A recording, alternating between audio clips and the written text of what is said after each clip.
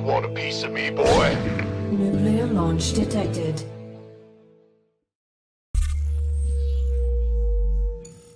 Welcome back, everybody, to Nation Wars 4. It's quarterfinals day. South Korea just made it through to the offline finals. And we've got all these stars playing today. Zest, Nathanias, and more.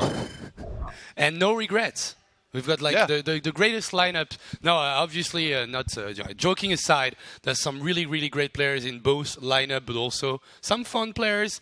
As you mentioned, Nathanias will be here and we'll try to dank meme his way into a qualification for the round of 4, and that would be super sick. And actually getting to see Nate in Paris would be also quite nice. But what a performance by Zest! Like we mentioned, he's not that good these days. Well, guess what? 4-0. Oh yeah, he played pretty good for sure there. But now it's all about Canada versus USA, man. Mm-hmm. Can you imagine Nathanias going to the FL Tower and stuff? Like he's all these tourists are like super quiet and stuff, and then he will be like in the elevator like kappa. Guys like, noise, that's it. Noise. Close down the tower. Sees Dr. Trump. Noise. I like Champs-Élysées. Noise.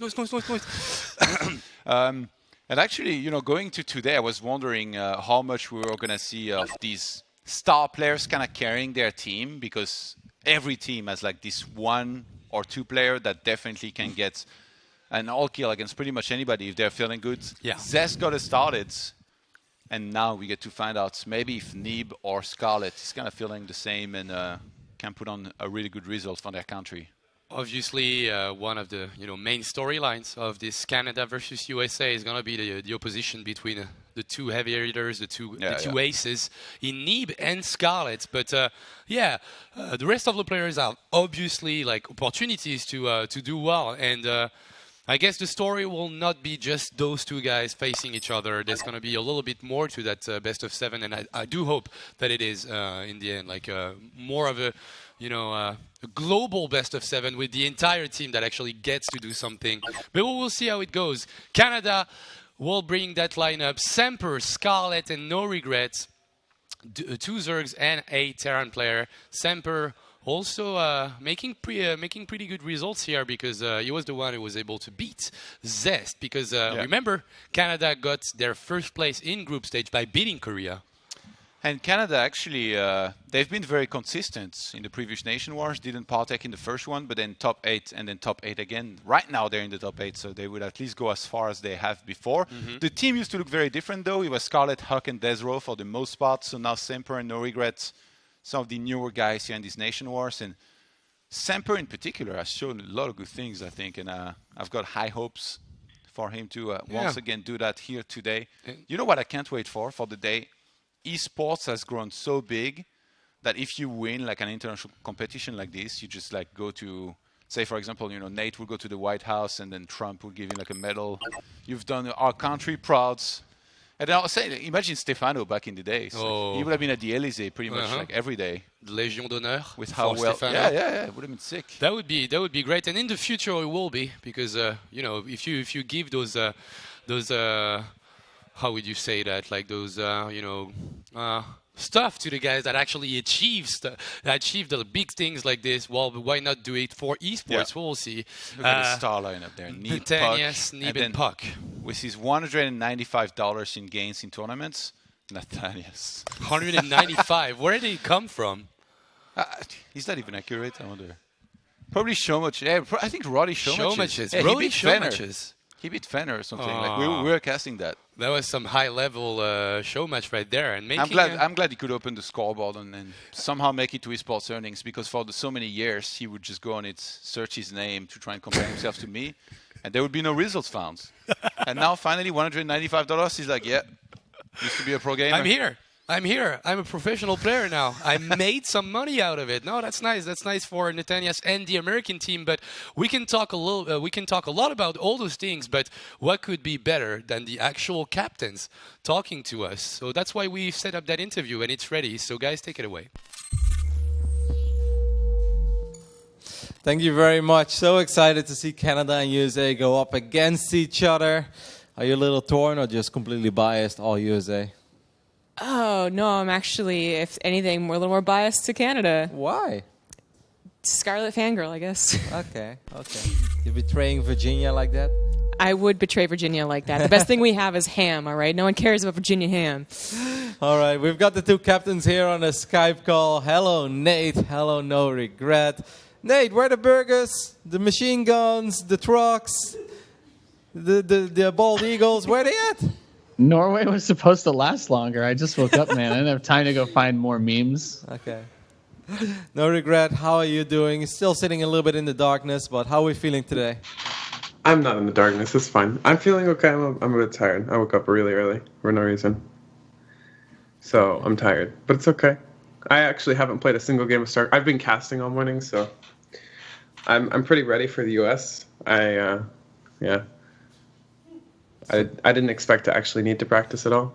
So both of you guys just kind of rolled out of bed. I can see this is going to go one hell of a match. He lives more east than me, man. I woke up at 5 and it's 12 right now. I got the time zone wrong. I thought Norway would take a map, and I thought their match started 30 minutes ago, when it clearly did not. Overall, Nate, so far I think nationwide seems where I think people have been enjoying your games a lot. I think it's really safe to say that you got close to victory twice, and even in one of the other games, like even all 3 games, is today the day. I did think that this would probably be, knowing how No Regret and Scarlet play, if I was going to snipe a Zerg, it would be this match. I won't lie. I thought I'd have much better chances against Mexico. How do we play? Exactly. Yeah. Can you tell me how Scarlet and Jake play? Well, Scarlet really loves 7-gate Blink Stalker. I know that's her favorite. Oh, yeah. Especially if it's on Frost. So I wasn't going to open up, too many Cyclones against that. And I know that you love drops, right? You love drops. So I was going to build like 40 Vikings to start the game. And maybe a couple little mines, just in case you got past like 1 or 2 health. Because I know that medevac boost is really strong, so you might make it through. Yeah. But yeah, that's pretty much all I prepared for. Well, it sounds like your preparation was actually really like spot on. I was going to say you had no idea, but that sounds exactly like our idea. So yeah. Good. I don't know where you got your information from, though. I'm ready to go, as the kids call it, full NA. I think Jason leaked you information or something. I don't know how you got it. All right, no regrets. How likely is it that you'll let Nathanius get past the 10-minute mark in a game?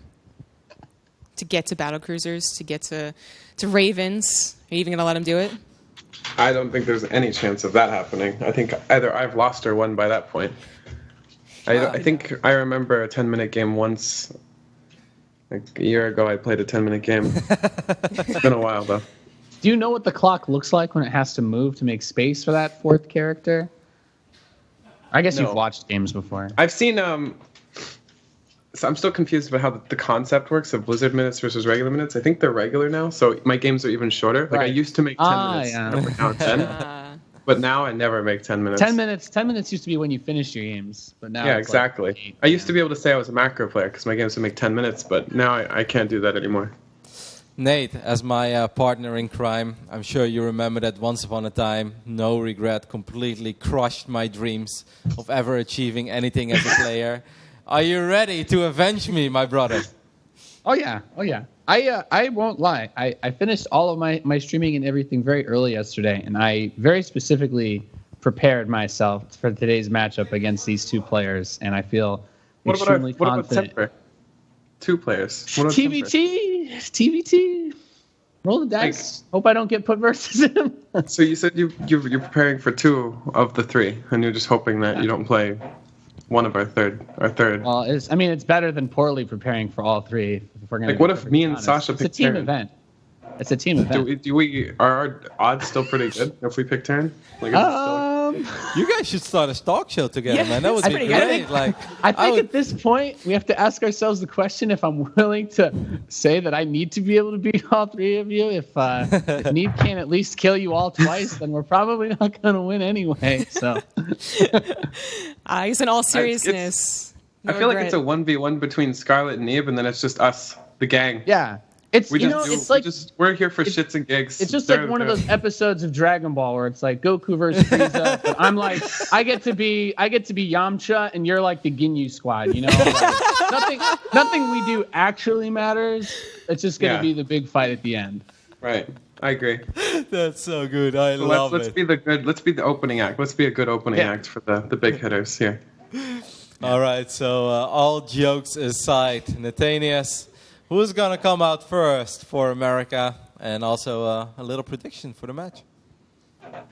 Well, I think this one's going to be a bloodbath. If we do manage to win this one, it'll probably be like a 4-3. And I will be going out first for the United States. Ooh. Ooh. Oh, no regret. Please tell me you're going out first for Canada. Come on. I'm going up first for Canada. It's happening. It's so good. Any prediction, Jake? All right. For the overall match? It depends on how good Alex has been doing lately. I actually, after my first interview, I messaged Alex because I felt bad. I was like, I guess I kind of shit-talked Alex a little bit.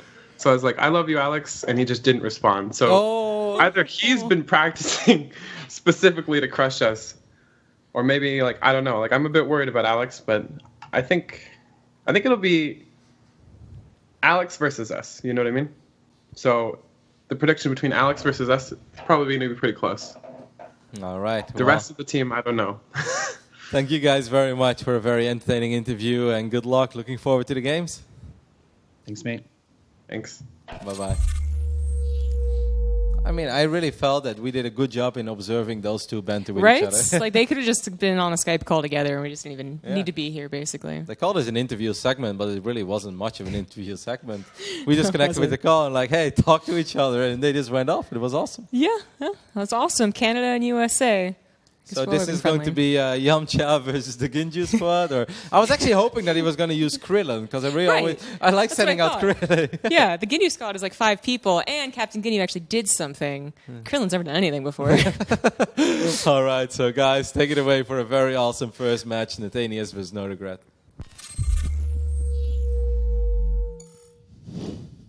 Hell yeah. Krillin. Oh my god, this first game, it can be something. Well, I guess No Regret will probably try to, kill Nathanias as fast as possible.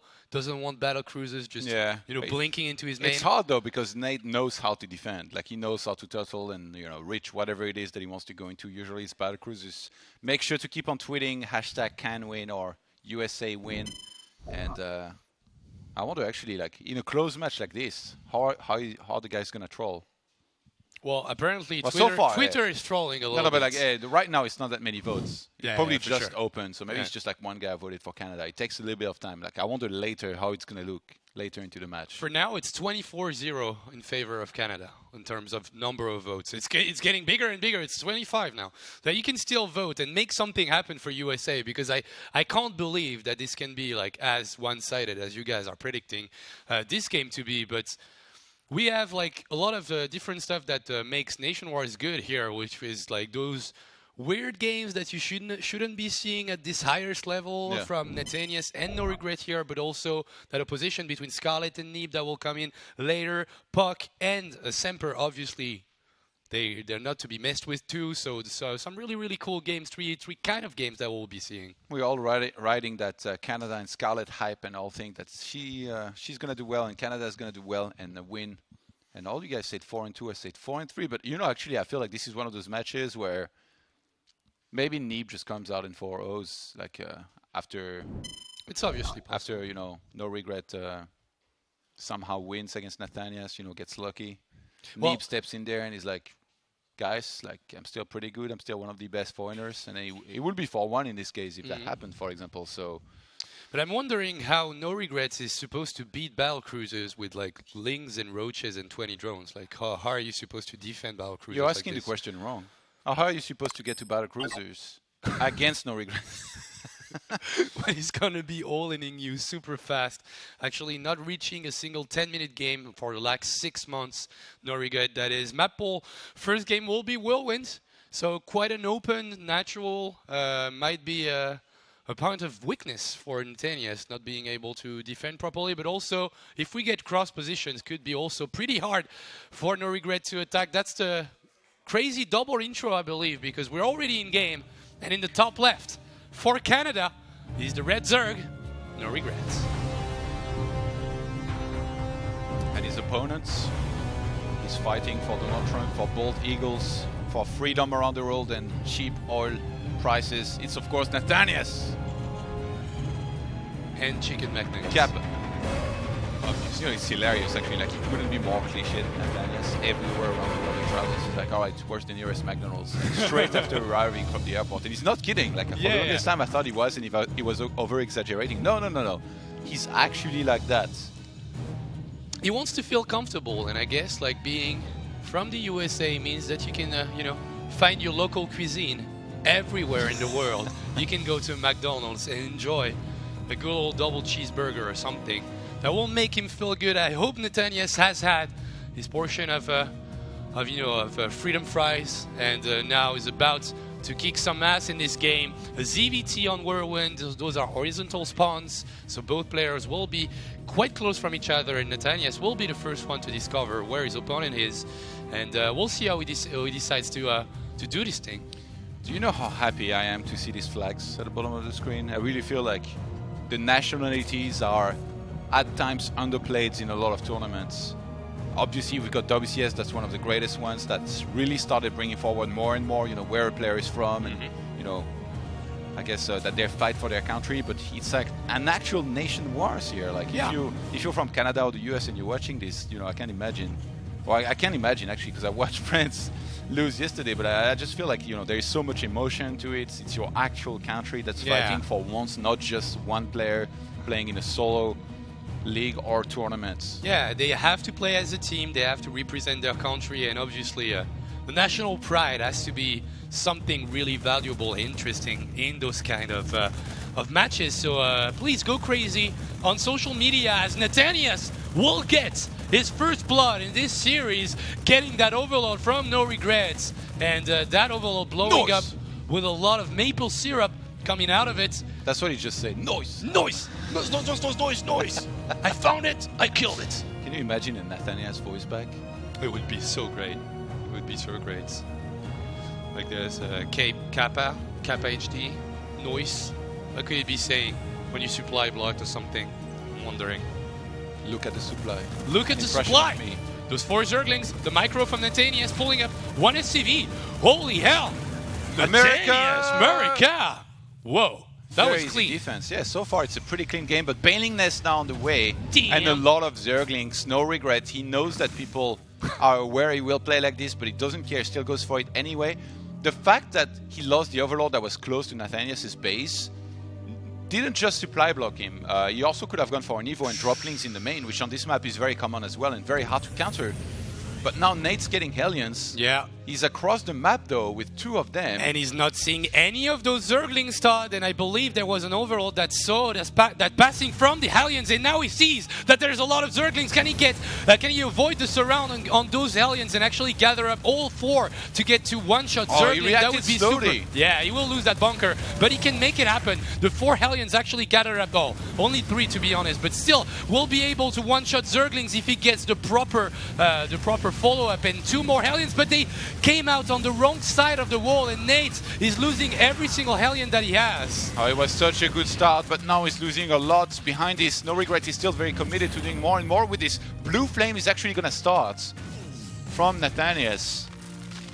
He suffered quite a few losses, and I don't think that Blue Flame will finish on time before this hits, but he's pumping out a lot of Hellions at the time right now. He's got double factory, which means he already has about 2 Hellions, I believe. He will have 5, and 3, and soon to be 6, and now he plans down that CC in a proper timing. He needs to build an eBay to the left side, if he put his, or maybe his barracks. But his barracks, there. That would be sick. He's got a lot of Hellions. Let's see if he can do enough here against this massive amount of Banelings that are going to get right in there. He can defend. Cleans up most of them. If he micros right here, might be able to do this, but the Banelings cannot be targeted right now because they were a little bit behind. And those STVs are going to get blown up left and right to false around here on a lot of these Hellions. We'll get rid of them.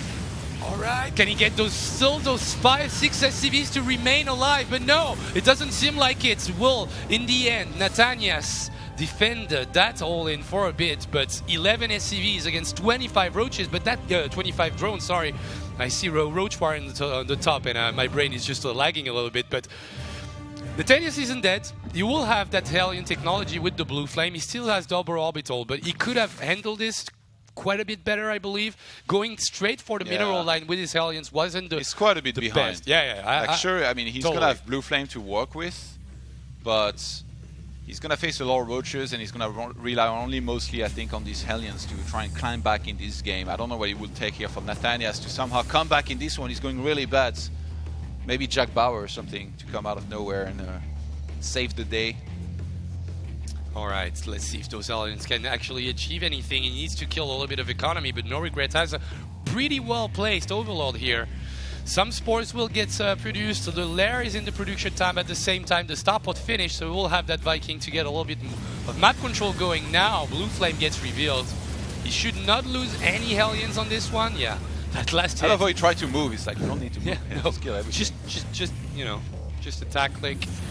Nathanias will get back his natural, and we'll start mining from it in a couple of seconds, but No Regrets, yes, definitely put himself in a pretty good position right here with the burrow finishing. Some roaches in the production time. Aliens will not be the the last units that he wants to see, because he's got those roaches to fend off those Hellions, but still some Zerglings dealing a little bit of damage, and Nathanias might get a little bit frightened here. Doesn't want to really take his natural at the moment. Oh, if you could catch some of these links here and snipe them, that's nice. That's good. Actually, good start, but these roaches are going to be the big problem there. And even though Hellions available. Yeah, he will counterattack with this, and there's no mines. Now, actually, going back, he knows that he needs every single unit that he can have to defend that aggression, but he has nothing that actually deals damage to roaches. No tanks, one Marauder in the production tab, and one Marine will come in, but that bunker will probably not finish. The Viking lands in the middle of the roaches, not going for some sick micro here. One roach decides to die in the end, but those Cyclones, they need to come in, and they need to come in fast. Hellions are so bad against roaches, it's actually insane. Yeah. Like, they just keep shooting, and the roaches feel absolutely nothing. Marauder now out. 3 Cyclones about to come at. Nate needs to defend, and he needs to rebuild his walker count ASAP here behind this. Because he's down to 20 SCVs to 36 drones. Still no third hatchery though, somehow, from No Regret, who's going into a Spire behind this. I believe like No Regret should win this game, but he will get pushed off by those Cyclones. Yeah, actually the wall will be destroyed, and now Nate needs to defend with those SCVs, but I believe the 3 Cyclones will be enough. The one on the right side gets picked up by that surround on those Zerglings, but Nate will still remain alive after that defense. So Nate, that micro. That was good for Nate. Like he didn't tap out anything. He had the units in place to defend. Those Cyclones were really great options against roaches, but he's in a very weird situation now though, because Team Pack's about to complete. He's got what, 1 Marauder and no extra barracks, and he's actually pumping out of 2 factories these mechanical units. So it feels like he's missing a couple barracks here that he definitely should try and add soon, but it's just that his economy's been getting wrecked pretty much the entire game, and now we're gonna have a No Regret starting 5, maybe 6 mutas. yeah, It's so funny because Nate finally is starting to respect the ground army. He's like, you know what? Let me just get like Marauders, Cyclones, more Hellions, make sure that when he attacks with Lynx and Roaches, I'll be ready. And he's ready. Except Mutas are going to fly into his main and start killing SCVs. yeah. It's going to be hard for him to properly react. And Nate is also totally supply block, and I guess Cyclones do have a a capacity of hitting those air units, but the damage is not there with the new version of Starcraft, and those mutas, they will deal tremendous amount of damage, and I believe that Nathanias will be in a really tough spot to defend those, and considering he only has 26 SCVs in a 9-minute and 30-second game, actually No Regret, can he finish between 10 minutes? He's got 30 seconds to go. Unless Nate taps out right now, which is very possible. Look at how many SCVs are already injured. I'm a little bit surprised that he revealed with just 2 mutas, but walkers are going to keep on dying left and right. And at this point, if you're Nathanias, you don't know exactly where the economy of No Regret is at, but it's 51 drones to 19 SCVs now. Good targeting on those mutalisks, not going out of the range of that lock-on, and 1 muta will fall. Well, yeah, the damage is just not there, as I was mentioning earlier, and going for 1 Viking, 1 lone Viking. He also has 2 Marines targeting down that low HP Mutalisk. Really great play from Nathanias, but still, the problem remains. Those 6 remaining Mutalisks will keep on dealing damage, and with only 20 SCVs to now 51 drones and a 4 base economy for No Regrets, suddenly this game doesn't look so good. Yeah, 44. Oh my god, 10 minutes! He said it! He made it. 45 supply to 114. And from there, no regrets. It's so funny because like there is always one more wave, right? Like first is the Zergling Bane, then with some roaches, then with some Mutas. What's next? Right now, he's mostly focused on getting a ton of Mutas out. I think to try and overwhelm the Cyclone counts and lack of turrets, because there really are not that many right now. He's gonna bust that wall down and get right in there with Mutas plus Zerglings. And this time, I think the Muta will clean everything with the surround of those Zerglings. And Canada will get that first win. A really interesting game between No Regrets and Netanya. GG gets gold. And our American hero will have to fall in this first game. But I think that's something, that's a game that will probably annoy Netanya quite a bit, because he had that opportunity to defend. Like, he had Aliens, which is super nice against those kind of early bailing boss. But I don't think he handled it properly. Kudos also to No Regret with a pretty cool micro on the Zerglings. We will probably see it in a few moments. Those 4 aliens will gather up on the left side. And the prioritization was great. He sent exactly enough links on that bunker to make sure he was going to get the full surround, not allowing Nathanias to repair. And then also, keeping the banelings behind here was very important. If he sent them at the front, they would have been sniped. Now went for the surround, and I mean, if you kill this many SCVs, it's always going to be so hard for Tiran to recover from here, from that position. Yeah, it's a little bit sad. Like, I can definitely see this game going, different way after the defense. The early defense capacities from Netanyas. Like, he actually moves away from the ramp when he should have, I think, held ground and just, tried to get as much damage done before the Zerglings were actually able to spread and get that surround going. But a really great game from No Regret, and that's obviously what we expected of it. Yeah. And who's going to come out next now? That's the question. We will know in a couple of seconds. I believe we will get the reveal in a few moments. But the question is, like, do you want to send Neeb instantly, or? I think maybe save him, especially like it's Puck. He's known for his PVZ. Maybe just send Puck to try and get rid of No Regrets. Yeah, I agree with you. I think that would be the best move. The map will be Echo.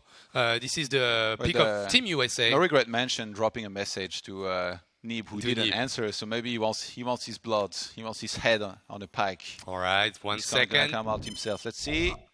All right, Puck. Okay. Makes more sense for sure, I think. Yeah, I think when you lose first game and you still didn't use your ace player, I think you want to, be in control of what map is going to be appearing, and you want to have the initiative. And this is not the case for America at the moment. They have to, answer the no regret problem, right?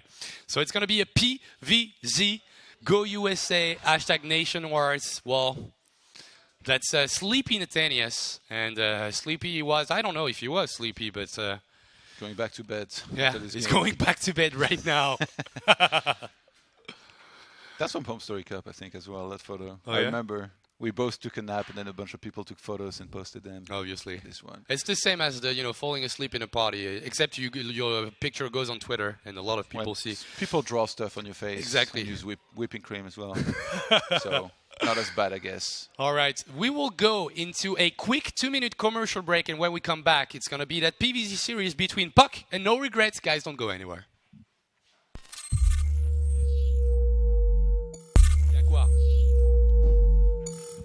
Welcome back, folks, to Nation Wars 4. And right now, Canada is doing pretty well against USA. 1-0, No Regrets. Beat Nathanias. And Puck's going to be coming out for a PVZ of the ages. I haven't seen Puck in a while. I think he's been taking a little bit of a break from competitive play. He had a lot of tournaments in which I know he was very disappointed. The last one might have been, I think it was DreamHack Valencia, perhaps, where, I mean, you almost always qualified. He's like one of the strongest players from the North American region, from the US as well. Yeah. And I think he got a little bit tired of like traveling so much and then kind of not playing as good as he usually would. Yeah, and I think that series that broke him actually was against Stefano. A little bit, I think, in Valencia when he lost him in Valencia, it was like 0-3, links run by all over the place, and he kept losing everything. I guess it gets to you a little bit when you believe that your performance are actually, like, impacted a little bit by the fact that you travel so much. And it's very hard. Like, there's so many variables when you go to a tournament like this. Like, jet lag, the food, the way you manage your sleep. So hopefully we get to see more around. And who knows? If USA wins here, maybe come to Paris and put on a good performance. Vote still very heavily in Canada's favor. Do you think we could know, like, how many people actually voted? Oh, yeah. That would be cool. Hey, Romy can tell us right now. So I think they should add that actually in the 85 in total, but what's the split exactly? Okay, 66 to 29 in favor of Canada at the moment. Yeah, it's actually legit. Yeah, it's starting to be a decent amount of people that voted, so we can get that, that maybe, proper. Like I said before, maybe a lot of people vote with their hearts, right? Like even Zombie Grub, who's American, was kind of cheering a little bit more for Canada. Well, she was, I guess, cheering a little bit, but also believing in a Canadian victory, which means she also believed of, I should say, Scarlett over Neeb in the recent days, and considering how good Scarlett played. Perko says, hard times, Netania's TV, hard times. Rip. He got demolished here. And at least he's not Krillin. Yeah, it's not Krillin. That's to be honest, he kind of is Krillin. Yamcha? Or who's this? Because I believe it's not Sengoku. It's Yamcha. Yeah, it's Yamcha. Yamcha, yeah. I know my DBZ. Well, a little bit. So who's Puck and No Regret then? A close matchup. Piccolo versus Piccolo never had a close matchup. He either wrecked people or got wrecked. Oh, really? You think? Close matchup then. I don't know. What about an all-star Yamcha versus Krillin? Yeah, could work. But do you actually think it's going to be a close matchup? That's the question that I'm wondering. Like, actually, we've been trolling a little bit. No Regrets is not the main player for Canada. I think not necessarily, but I feel like almost anything's possible because No Regret is such a wild player. We're going to be on Echo, by the way. And Puck, honestly, I would say, like, for me, is the favorite, but I've seen him so many times before, like I said, play wrong against some of his opponents. I really think that one time against Stefano over at DreamHack Valencia, he was playing wrong. Like, Stefano was clearly trying to run by Ling all over the place. Puck kept on getting surprised by it, trying to move out, just misreacted, just wasn't playing to his best, generally speaking. Right now, he's at home. So he should be playing pretty close to, I think, his best. So we'll see. Yeah, it should be more comfortable, obviously, like being in your own setup, in your own room, feeling good, having proper, room temperature. I know that's something that you actually believe is super important, and it is. Actually, one thing that is very important to me as well as that is also the clothing. You're so comfy when you're at home in your pajamas, but here we go. Starting in the top left-hand side of the map here, it's of course Canada's No Regrets. Cheeky player indeed, and in the bottom right, he represents the United States of America. It's the Buplorus Puck. Yeah, when you play at home, I always thought that it's so much more comfy, man. You're just like in your boxers, no shirts, nothing. No shirt, no shoes, just, feeling great. Having a little bit of AC if you're feeling a little bit hot. Okay, well, No Regrets. Up to his old tricks, Proxy Hatchery. It's a map on which the ramp around the natural here is fairly wide. So if you look at that wall off of Puck, he's going to need quite a few buildings to wall that off. What if we were to put a couple spines down there to bust that down? Open the gates and then send in a couple links. I mean, there are many builds that you can do here, but I guess this one is one of the best ones in my opinion, if you're going to go for this sort of one. Puck actually thinks about, did he take his second base on the third base location instead of the natural? Like, he still can't believe that's going to be a proxy hatchery, but now he has to realize that it is, because he scouted it. And is this the proper positioning that you would like to get some spine rush going? He will bring on some drones. Yeah. So yeah, definitely will be able to hit a little bit from the side. While the spines are being made, a queen will also be, and then you start quick spreading. It goes pretty fast. You put those spines down the ramp to shoot down those gateways, and just shut down at least one part of the wall. Which, I mean, the top part will be the easiest one, right? From the lower grounds. And then once you've opened those gates, you just send in a flood of links forward. Usually that's the way it's done. But right now, speed hasn't been started from No Regrets because he's prioritizing the production of these spines. Can we get production tab, actually? Because we actually don't have the production tab yet. Thank you. Double Zealots and 6 Zerglings in the production tab. 3 spines and... I'm interested in that double gateway defense. The Cybernetic score will finish in a couple of seconds. What would you reckon? Like a robo just after that to get some immortals to shoot down those it's one of the best ways. I remember Arium at this one DreamHack kept on going one base immortal and like so ton of units, sick. and you just crushed this kind of build. It was like, why are you guys even trying these? You fools! Ayam was so sick in that DreamHack. I remember taking a picture with him. He was so having such a great time in general. That Overlord is perfectly placed. Is not going to be taken down any moment. And now triple spines will hit that gateway. And we mentioned that Puck should be the the stronger player here, but he's getting a lot of pressure on his shoulders because that first gateway will fall before that sentry even finishes, and now the Zerglings are coming in. I don't think there's a mothership for. I don't know. He's stunning his target across the map. Puck is being overly fancy against this. You're supposed to only make units at home defend this and have won the game. So as much as an Oracle could fly inside of no regret space, kill his queen and a lot of his drones. If you die at home, I guess there's not much points. He needs to make sure he focuses on the defense enough. Actually, the spine is burrowing in his natural up the ramp. Like no regret is styling on Puck at the moment. He was actually going very slow with this. He took his time. I think he was a little bit surprised to see a couple Zealots and not more units than this, but it's going to be getting a surround here on one of those Zealots. That sentry is going to be trapped as well. That second wall is actually a pretty decent decision coming from Puck with the pylon and gateway. Nice force field. He will lose a lot of Zerglings right there. But so Puck will sack his natural. I think he will rewall there up the ramp. Make sure he doesn't die right there. And he's going to use that Oracle to wreck the economy of No Regrets across the map. And I mean, how are you supposed to know that there could be an Oracle coming for you right now for No Regret? Unless he has the sickest sixth sense and starts a spore in his middle line? Because I'm pretty sure it's only one queen back at home for him. Yeah. Can we check? Does he even have a queen? He doesn't even have one. Okay, anything. well, actually, the queens are all the way up the opposite side of the map, and at the moment this could be 16 genius. drones. This is sick. If that Oracle gets like 12 drones, even the entire mineral line, what is he supposed to do? There is no photon overcharge remaining here for Puck, who's still getting a lot of damage done on that wall. Yeah. Zerglings and queens will fend off all those things. The spine corals are not in range at the moment. No Regret can run away with his drones at home to make sure he doesn't let the Oracles kill all of them. Let's see if he reacts here. He's going to start a spore immediately and start running away with the rest of his drones. But the wall He's busting through the wall across the map. Oh, and there's a photon of a child. Nice pylon placement and nice zealot placement. The probe will try and hold the door here. The pylon on the left side getting a lot of kills going on for himself, but he's forgot those to queens. He needs to put more tumors. And actually, he's still going to be mining a little bit. As long as he kills Puck there and keeps on mining at home, what can No Puck Regret do? will have one. I mean, he's getting a second Oracle.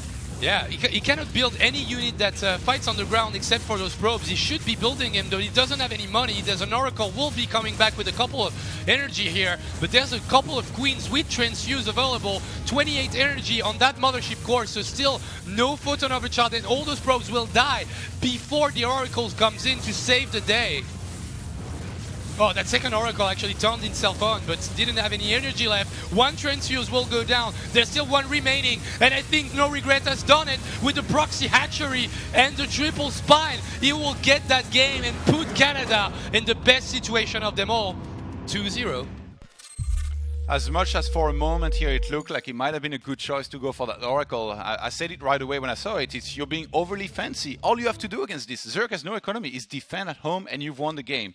A lot of Protosses, I think, would, as soon as they saw the proxy hatchery, they would have gone for Mothership Core for overcharges when the spines go up the ramp, because that's always going to happen when the wall's been busted.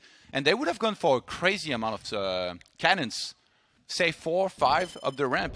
How is Zerg supposed to send links through and those spines and queens and bust that position, plus the overcharge? And maybe you get some sentries as well to force field.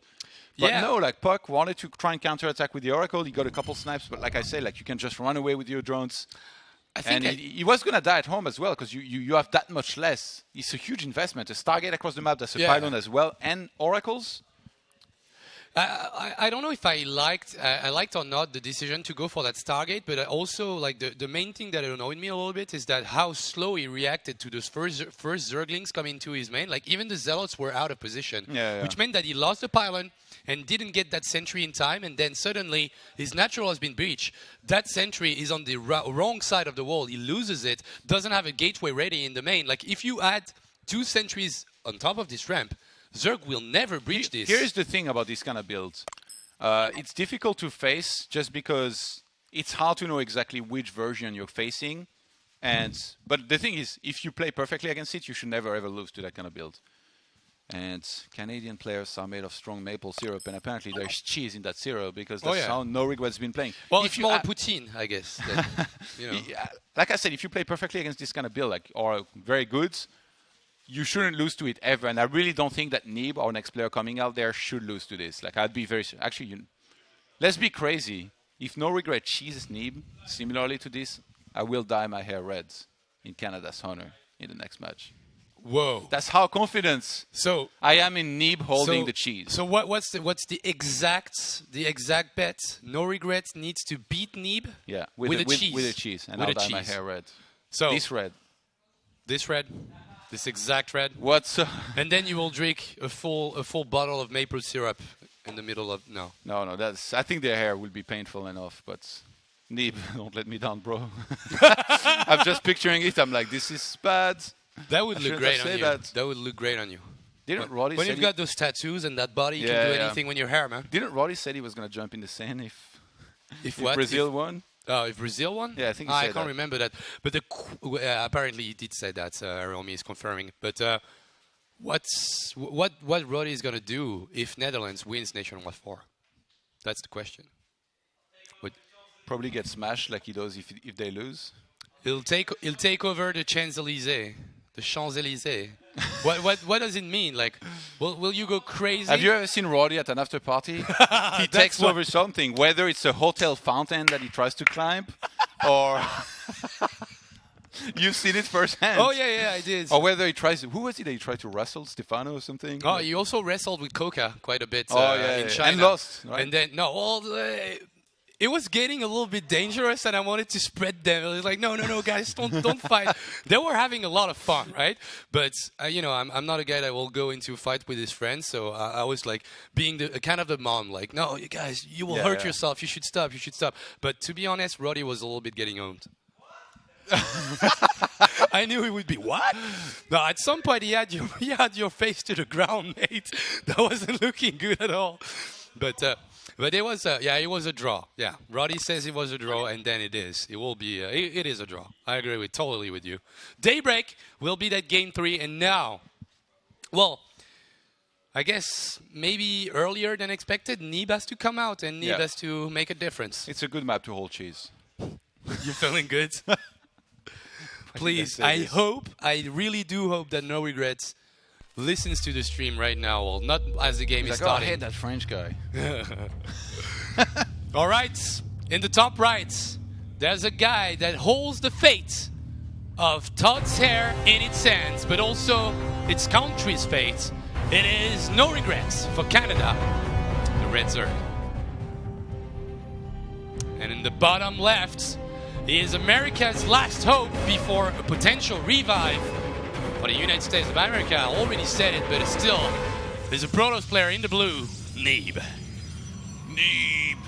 So watch that I miss you get no answer.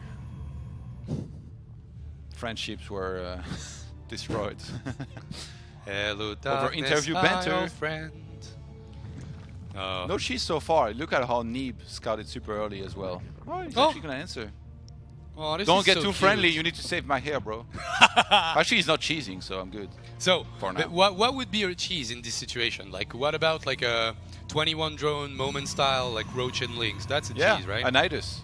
Nidus would be a cheese. Nidus counts as cheese. There's all these nerds out there that are like, no, it's timing. What are you talking about? A cheese is if we only make less than 20 walkers. That's a good in control,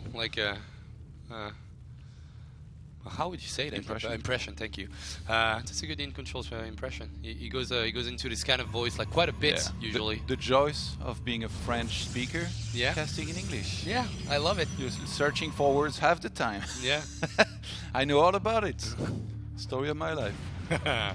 All right, Neeb gets the scout and sees that there is no super quick third hatchery. It's okay, Neeb. You should be able to do it anyway. 8 links? 10 links? Oh, snap. 10 links? You know, actually, I played it against this. I think it was it yesterday? Yeah, yesterday I streamed a little bit before... Nationwide started? Yeah, and I was in the same position. I had a probe on the third base of the Zerg. I even sent it to the watchtower next, and I saw a ton of links headed towards my base. You know what I did? I didn't wall off early enough and I died. And I was so mad. And actually, like, I'm worried that this happens to him. This counts as a cheese, by the way. If he just masses Lynx and tries and kill him, if you underestimate it, sometimes even if you see it and you're as bad as me, you're going to lose to it anyway. All right. This Adept. Dodging the Adept. He saw it with the... He's getting a Stalker as well, which is trash. He saw it with the Zelnaga, and Wall this off. wall is like Swiss cheese. There's holes everywhere. Neeb, oh get my that gate. God. Oh, those two Adepts. There's two Adepts. He They will didn't deal see the damage. third base. Why is he not walling off? 17 workers for no regret. This is some kind of cheese. That gateway is not going to be on time.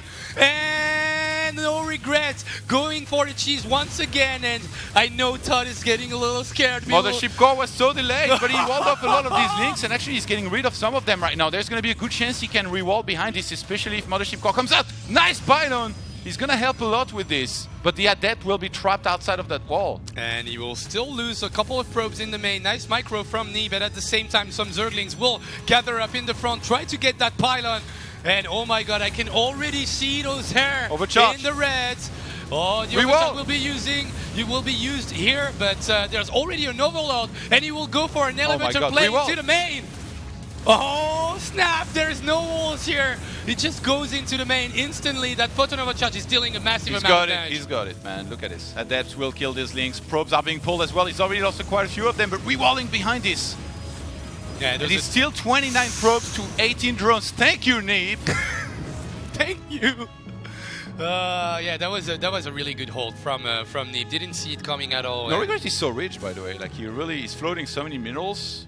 He could have started a third hatchery in the meantime, and then that's when you can go into a lot of drones and somehow put yourself very far ahead on the work accounts. +1 melee actually going to start. Obviously, he had to go for the Evo to be able to make those drop a lot, so you might as well use that because now the rush has already failed. But look at minerals. How can he be so rich with 20 drones? I guess he must have missed a lot of injects. I don't know. Like, okay, we'll go for 8 drones to start things off to get skyrocket to about 30, which would equalize the situation just a little bit against Neeb's 34 probes. We'll go for that third hatchery. I like that +1 melee. Like, just use everything that you have in your hand. But yeah, Resonating Glaives will be hard to defend against with only Zerglings. Those Adepts will shred everything. No regret drone back up a little bit. We'll see what he gets here behind these two overlords. I'm really curious right now because he's not mining gas. So I don't think he's going to get pneumatized Scarbase. I think he might just try and drone back up and somehow trying to go into a little bit more of a standard game. We've got Dark Shrine on the way. I mean, already having the Twilight Council definitely encourage that. And a gateway as well. So we're going to be seeing that late, so to speak, just because of everything that happened for Dark Templar warping, I'm going to assume. Plus a Warp Prism headed across the map, into which I'm sure Neeb pretty much always takes a third base and plays very solidly. Yeah, he actually goes back to quite a normal game plan after that. Just, got back control over this game in a way, just holding on against that super early cheese from No Regret. And now, yeah, Neeb goes out onto the map with like 8 Adepts, I believe, and with those resonating 9 Adepts exactly. And those resonating glaives will do work here. The Roach Warren not in sight yet. No Roaches on the battlegrounds. Only 2 Queens and 18 Zerglings. And yes, he's building more, but that third base will have to be evacuated. All those drones will get terminated instantly. Nice target fire. Neeb will not lose any time. Not actually cancelling the shades onto the natural. He doesn't want to throw those Adepts away. He needs to, hold the ground close to the wall to avoid having too much of a surface area for the Zerglings. That was decent from Neeb. Didn't lose that much. Will warp in quite a bit more with some with that Warp Prism coming in. Oh, that's 4 DTs. Yeah, all these links were sacrificed for nothing there. Neeb's looking to push forwards and smash No Regret here in a second. Who's just making links and roaches here right now. And Todd was living on the edge, making that bet, considering No Regret is not an easy opponent. But here, Neeb, yes, with Resonating Glaives, Adepts, and Archons against nothing but Zerglings, was having the time of his life. And after defending that early all-in, gets 1 point for the USA. Nicely done. It was close, man. And why was he re-rolling for the longest time? I was really surprised by this. Usually, like, you know that when the first links come in, you know there is way more coming, so you re-roll immediately. Yeah, that gateway was late. If that had already been there, Neeb would have done even better. But I have to say, his micro, regardless, was so sick. Look, he walled off with a lot of probes, made sure that there wasn't a full surface area on the Stalker, stopped attacking with the probes, so that the Lynx wouldn't be attacking either. And then re-walled just before the Lynx could block that. That was actually quite a good move, getting the wall outside with the pylon right Considering here. how late the Mothership core was, I feel like a lot of players would have died right there. I would have died for sure. Yeah. It's interesting. Like even that Photonova charge on the left side didn't, lasted for too long. Those Zerglings, they did get taken out by those Adepts. Well defended by those probes, getting pulled out of the mineral line. But in general, just a calm defense from Neeb. That's the thing. Like, he doesn't know about it. He gets, circumvented by those Zerglings in the middle of the map. Like, and that was nice on No Regrets' side of things. He was getting all the vision that he needed. He saw those Adepts coming, got from the side, and then, you can already, see Neeb trying to defend this. Oh my God, I didn't see it coming. Well, I guess I'm playing against No Regrets, so I kind of knew that was a possibility. But considering how late he scouted, what I mean in general is like he defended this really, really well. Are we going to see Scarlet or Semper come out now? That is the question. Our next map is going to be Vanny Research Station. I think Semper will be all right. I think after that, it will be Newkirk. Semper lost. I think I like Vanny better for PvT, for Terran, for the Terran side of things. So yeah, I think you throw Semper on Vanny, considering he also beats a guy that's pretty good at Starcraft named Zest in the same matchup. Yeah. I guess give him an opportunity right now to get probably one of his favorite matchup. Also a matchup that gets a lot of rage these days about balance in general. So I guess he can exploit this. Even maybe Neeb gets a little bit of that hate going in TVP. So yeah, I'm liking Semper's choice here. By the way, like, something that needs to change about this is that the catering shouldn't be right there behind where we're casting. This is ridiculous. Yeah. I see everybody like... I'm drooling for like 10 minutes straight now. Like, just like...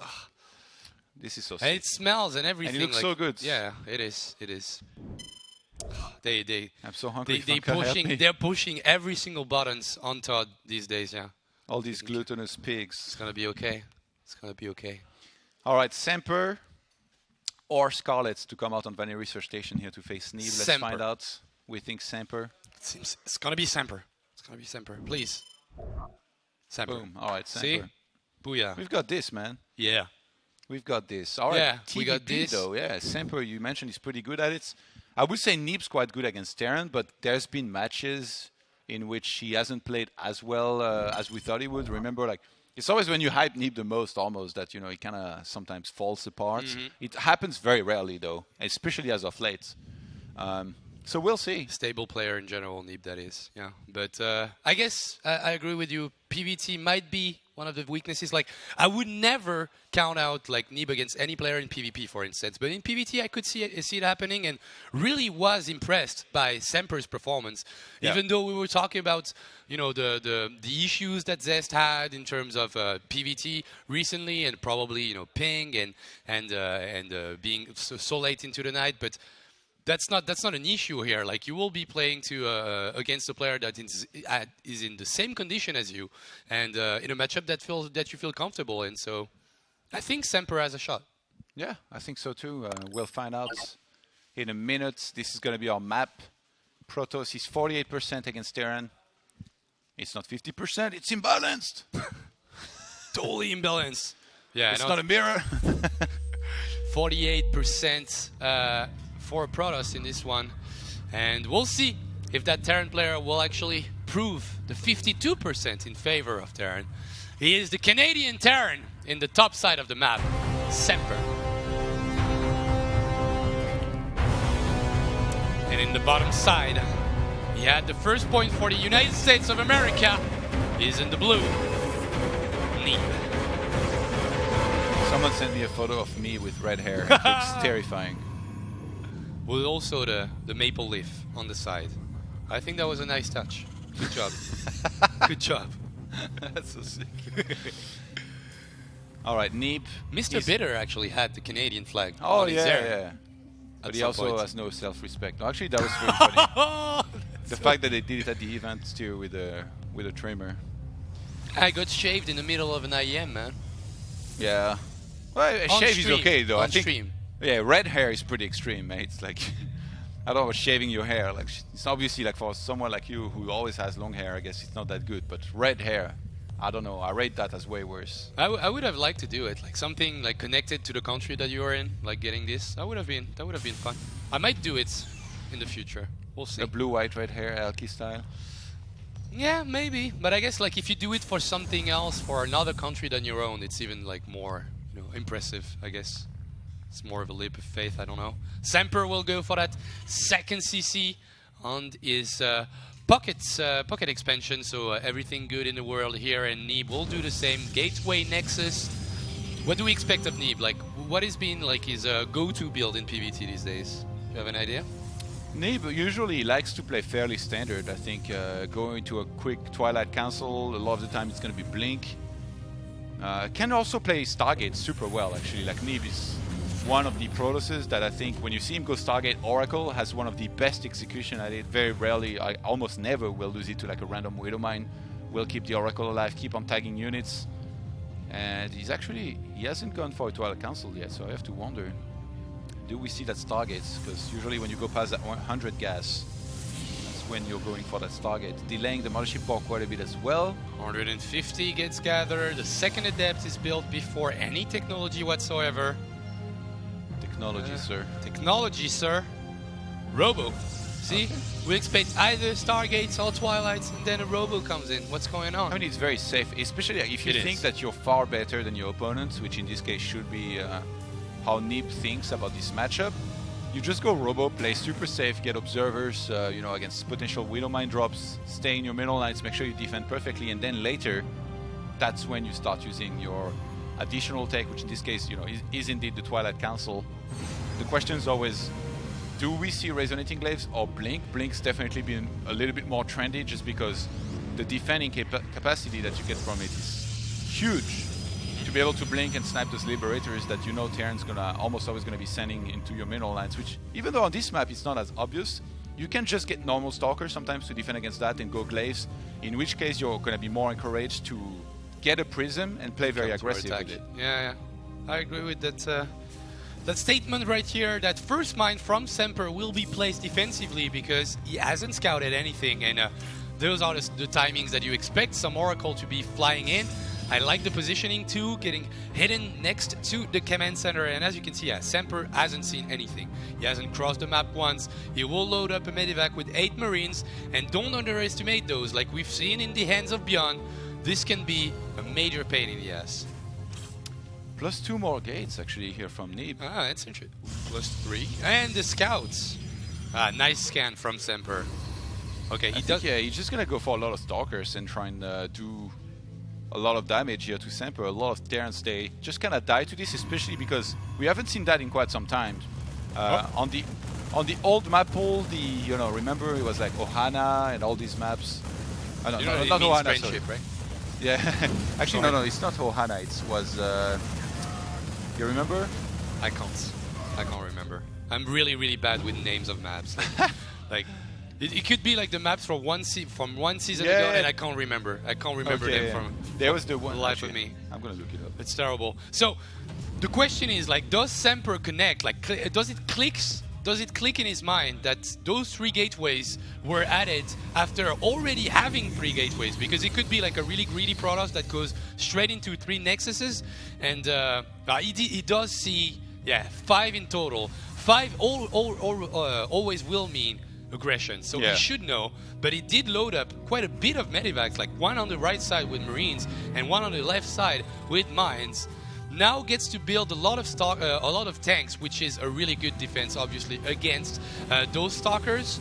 So I'm guessing Semper did understand that there was something fishy going on, trying to get a turret on the wall to get that observer to go away a little bit.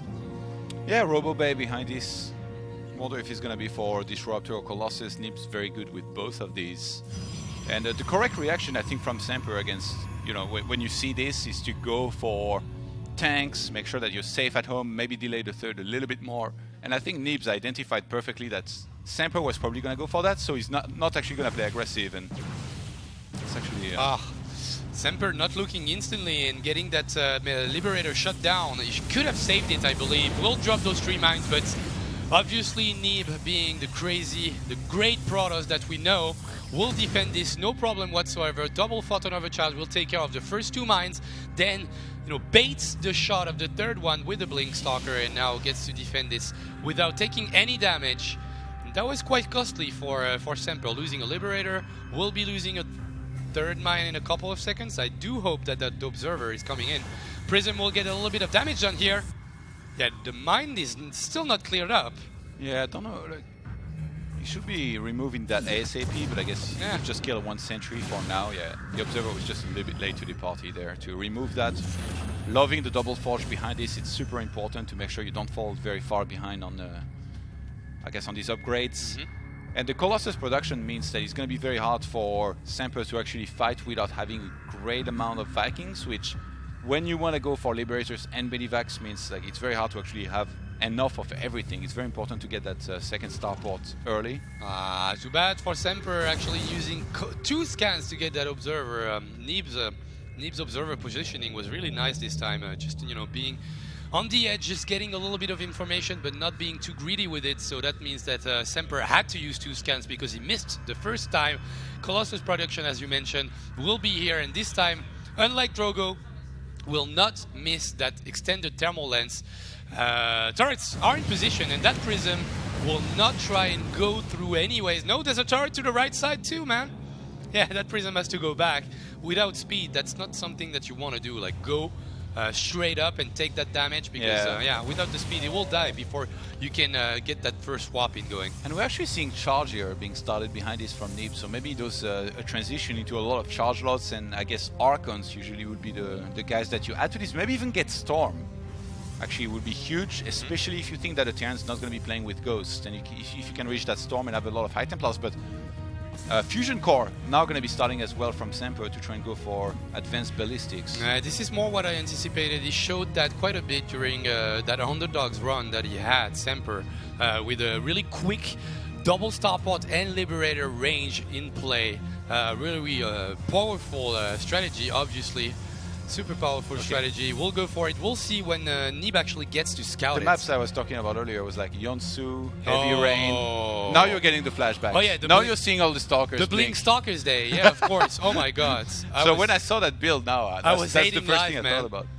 Every single map was good for Blink Stalker, and it was the same time where Mothership Core actually had billion sight range, so it was really tough to defend. That Doom drop with double Liberator to set it up, quite like TY used to like to play in the beginning of 2016 in GSL, and this is working super well for Semper, getting a lot of damage done here. Already 6 probes going There's down. still 1 Widow Mine that I think didn't detonate, so that's very dangerous. Nib cannot quite blink forward just yet. He's gonna do it. Boom! Loses 1 more Stalker. Yeah. Semper, actually, at first it looked like this wasn't going to do any damage because there was a lot of Pylos in position. He gets a cancel on that 4th base. Even a kill on that 4th base. Yes, Semper is just speeding up a little, just changed gears. And I believe Nib is not hot yet. He can't really take it.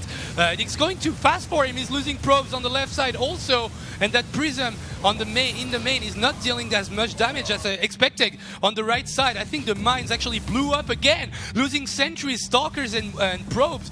He has 53 against 68, and that Lone Adept is not going to do the same amount of damage. The counter-aggression just hasn't done anything here for Nib, and he lost 22 probes. That's a huge amount to try and recover from. Like, sure, he's still a little bit ahead in upgrades, but it's time to look at the supply, Funka. Semper is very far ahead. He's actually not committed everything he has to, this harassment and attacks. No, he's got a 4th command center on the way. Advanced ballistics he's going to complete now, and he actually has a very scary army now moving out across the map that Nib's does spot, and probably is already shaking in his boots looking at it. How many Liberators are we looking at? 5, soon to be 8 with advanced ballistics.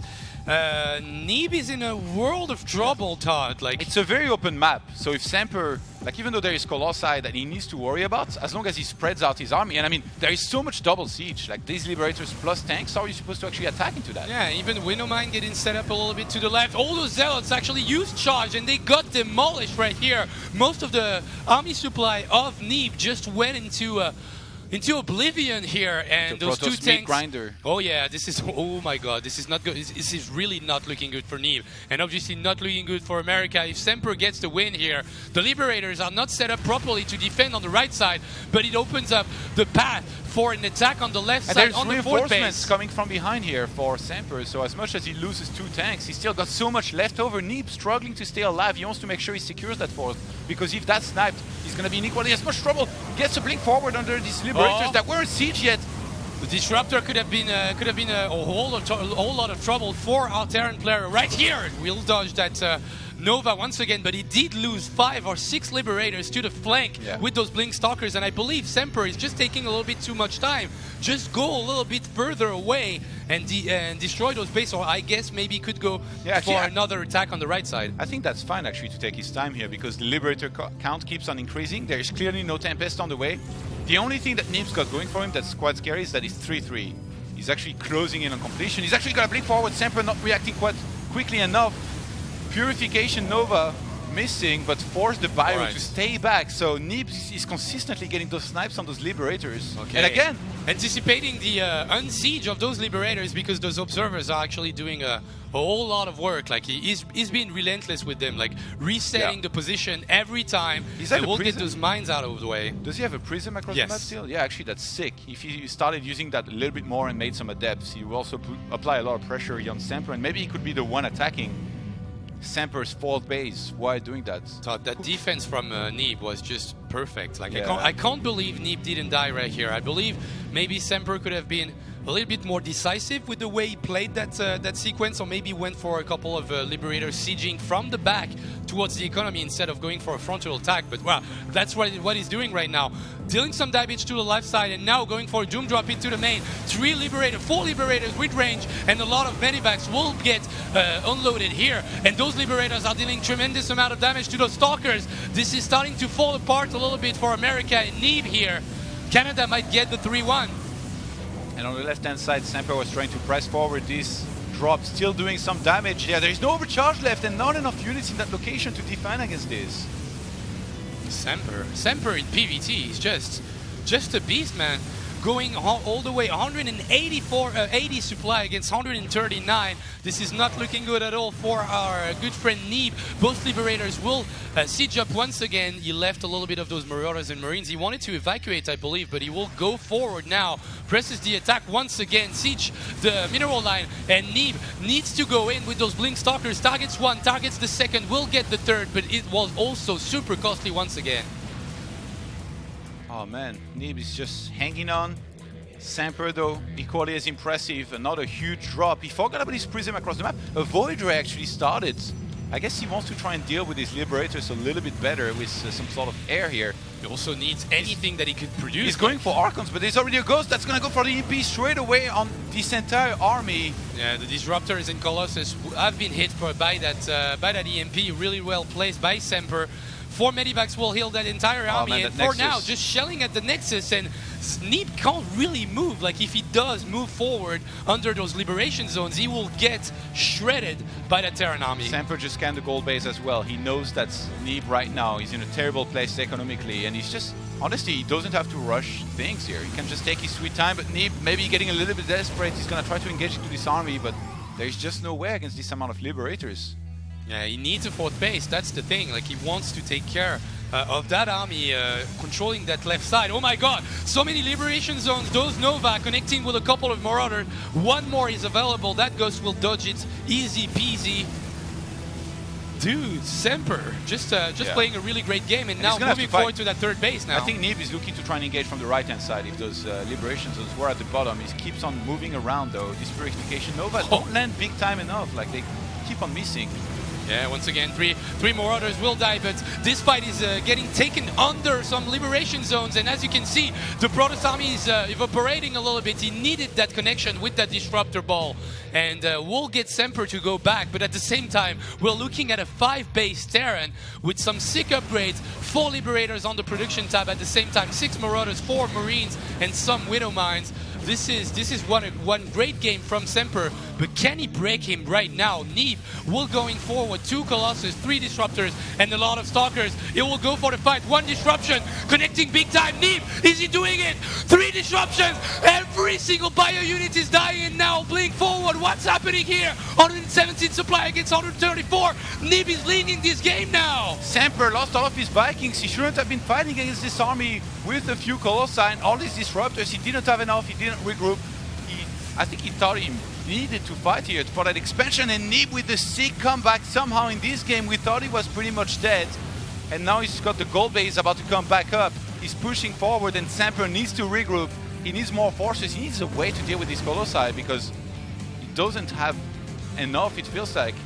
I mean, in particular, these Disruptors have started really to be really painful. They missed for a long time, but Neeb kept those alive for the longest time, and now they've started connecting more and more. Yeah, we've seen like about 20 or 25 Novas ever since the beginning of this game, and you now only 3. Yeah, the Prism has been activated, and I believe like he lost quite a couple of SCVs also in the natural, but seeing all those Nova missing, and now at the moment where everything is on the line, the first attack that Neeb gets to do, and all those Novas connecting with so much bio, and at the moment Semper, I don't know that he can hold on to this fight. 1 more Nova will connect, every single bio unit will explode in the air, and he tries to get that base going up once again. Neeb, remember, he's kind of broke. He does have that gold base mining right now, but he used to have only 3 bases being able to mine from. That CC will go down. Blink forward once more. Those Liberators will fall down, and now Semper is broke. Semper has no army, 16 to 65, and Neeb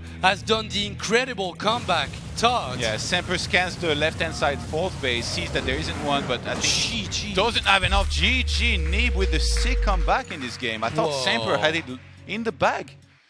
He had it in the bag. He had it in the bag. Like he was playing super conservative. Like he was playing super well. Like resetting his Liberators left side, right side, scanning all the way, on the army of Neeb to be sure that he could take those fights and set up those Liberators in the right place. Look at the supply right now. Even though he was behind on upgrades, like he now starts +3.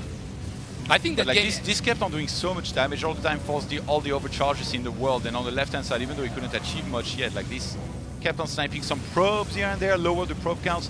Neeb's upgrades though helped so much. He was 3-3 super fast. Yeah. He didn't panic when he was being pressured. He's like, I'm gonna need those upgrades anyway if I want to win this game. And then he never really lost these Disruptors as well. I think a lot of Protosses, they use the Purification Nova and then they get a little bit sloppy with their Disruptors and they end up losing them. No, not Neeb. He always kept those back behind the rest of his army. 50 more supply at the moment, and a Protoss that probably is just mining from 2 bases, and that this is where everything changed. Yeah, I think Semper shouldn't have taken this fight because all of his Vikings had just died when he was getting chased down. He should have just replenished that and fought later. Maybe just let that base die. He could have evacuated it with SCVs as well. There was no rush.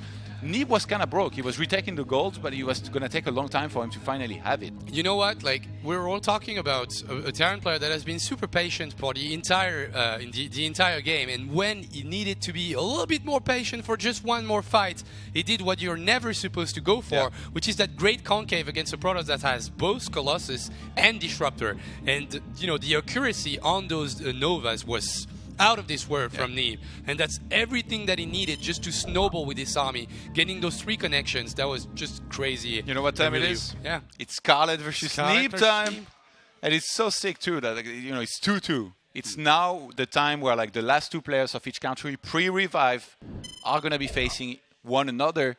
I've said this before, I'm gonna say it again. This could very well be a best of 3 between Neeb and Scarlet here to decide who advances onto the offline finals of Nation Wars 4. Yeah, a great match, and we're happy to see that it is a 2-2 situation, not a not a walk in the park for either of those teams. And most players actually played a role in this. Even Semper was so close to getting that win and actually put Canada in a great position. But now this is tied up 2-2. We did 2 games. We will go into a quick commercial break, and when we come back, this is the most anticipated match of this Canada versus USA. Neeb versus Scarlet.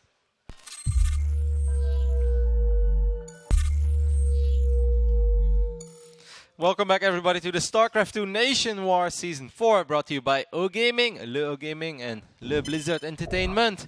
It is time for one of the amazing matches that I thought we were obviously going to see today. I mean, we already saw one. I think Zest and Snoot is one that we expected, and maybe Snoot versus the Terrans. Unfortunately, that didn't happen. But we looked at Canada versus USA, and we knew that this was going to happen.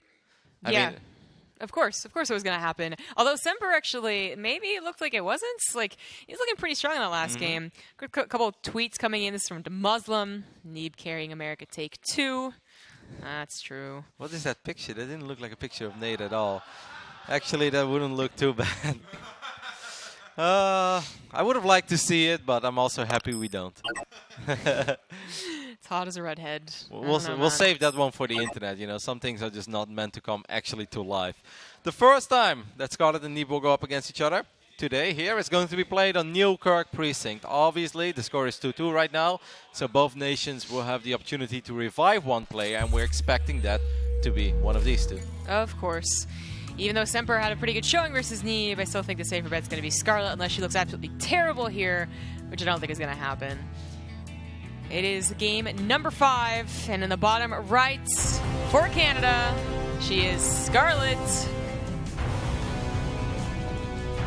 Left bottom side, looking at the main base of the Caspa Cup champion himself, representing USA, Bald Eagles, Big Crocs, and everything else that's amazing. It's Neeb. Who would have a clan decal? Oh man, casting the Canadian all the time. I want to say decal, or whatever they say. Decal. Why would it be the default portrait in Starcraft? Like the ultimate barcode face right there. Like a real barcode only has one race plate and uses this portrait. I think it's pronounced actually Decal, which is even like stupider than the way I pronounced it. I don't know. Canadians are weird, man. You're the American. Like, I'm not gonna chip in here. Like, I'm just following your lead. It's Canada versus USA. It's really Decal versus Decal. Decal obviously sounds the best. I'm just throwing it out there. Not too long ago, I mean, it feels like it's been a while, but it's actually not that long. It's roughly 3 months now. These two went up against each other in the semi-finals of the North and South American qualifiers of WESG that was played in Sao Paulo. It was a very fun best of 5. It's very important to mention that Neeb was not in his best condition that day, but the games were still very fun. Scarlet was playing wild. It was crazy to watch. There were just Hydralisk attacks everywhere, multi-prong Hydras, crazy trades between Hydra and High Templars and Storms, and a couple of games where it looked like Neeb was going to win, Scarlet actually won, and then the one game that it felt like Scarlet was going to win, Neeb won, but in the end Scarlet took that series 3-1, and she kind of just said like, well, I played a lot against Neeb, and I feel that Neeb kind of has a bad mindset against me, so whenever I play against Neeb, I just do weird stuff, I confuse him, and it often works out very well for me. Yeah, I think the last time these two played, it was an online tournament, and Neeb did end up taking it to the last second. Very close set of games, but yeah, the entire time Scarlet was doing weird stuff like Ling all-ins and like super early Ling all-ins or Ling drops or anything like that. Maybe even a Nidus Worm once, I don't remember, but I wouldn't be surprised if she threw it in again in their what is going to be probably a best of 3, as they both will be revived depending on who loses here first. It is just a fast +1 melee opener, pretty standard stuff, no cheese. Yeah, I wonder if we're going to see a huge swell of Zerglings as soon as +1 is done. I think it's also worth to mention that Scarlet hasn't lost a game yet this Nation War. She's 8-0, one of the very few undefeated players, together with Uthermal. Uthermal is also undefeated. We'll see him in action later today. That's going to be awesome. But for now, it's relatively standard, except for the fact you could say, like, hey, it's Resonating Glaives once more. Neeb opened up with this against No Regret, but I thought that was just perhaps because of the way that the game opened up with all the links from No Regret.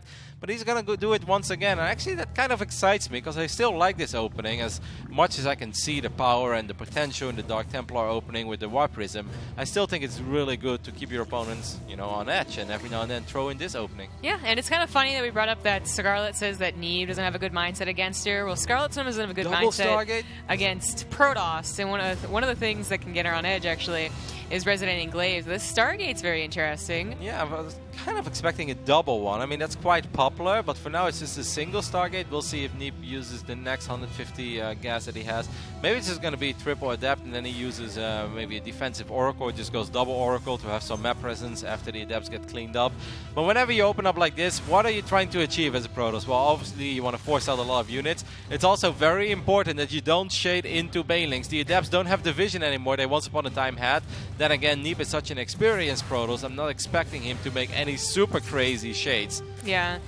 Pretty easy sniping that creep tumor. She is kind of hiding the Banelings, and he looks like he's about to try and shade in. No, very smartly decides not to. He might still get trapped anyway. The Banelings going to collide in. He splits at the last second. Not a bad split at all. No, but I still think this is quite bad. All these Adepts are going to fall. That was excellent movement on the Banelings from Scarlet, and she also had a couple of links on the left side that just made it a little bit harder for these Adepts to run away. And while Neep...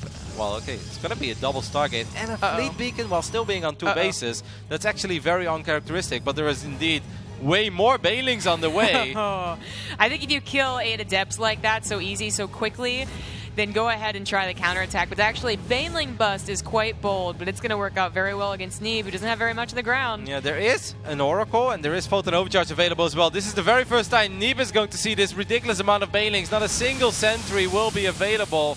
Few more Adepts are going to be warped in as well. Photon Overcharge does absolutely nothing. And is there an answer against all these Zerglings? I don't think there is. There's so few units on the ground. A Pylon is the last Overcharge Pylon. Oracle can help out a little bit, but all the Banelings collided, and that's actually it. Scarlet, in the 6-minute game, takes out Neeb. Well, takes out Neeb once. Still undefeated. Yeah. She kind of made it look easy there. There's really no other way to put it. It was great movement on the Banes. He was hiding it, and I think at the very last moment, Neeb did pick up on it. That's why he cancelled. But then Scarlet, as smart as she is, he had a couple of links on the left side.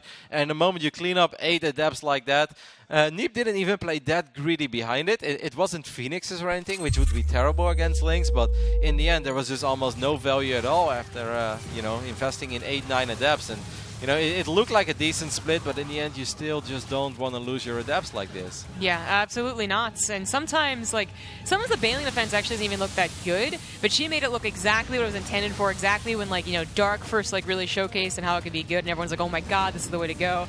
This is what I imagine everyone thinks is going to happen in their own games, and it finally did. The counterattack was immediate. Probes are pulled into Banelings, never any good. I actually wonder what would have happened if Neeb would have let the Adept Shade finish up, and then he does the whole position between the main and the natural, something he did 100,000 times on Frozen Temple, because then Scarlet would still be forced to move the links out of the way and then try to get the Baneling connections, but then Neeb could obviously run deeper into the main base, start shading back and forth, and then the most important thing is that you buy a lot of time for yourself as a Protoss, because in this moment, Neeb still has 8-9 workers more. Of course, it's only on 2 bases, but that's still something that you can work with. Exactly. I think there's a lot of different scenarios other than just getting your depth shades canceled and then surrounded. A lot of the things usually happen. But the reveal coming in now, it is going to be Neeb.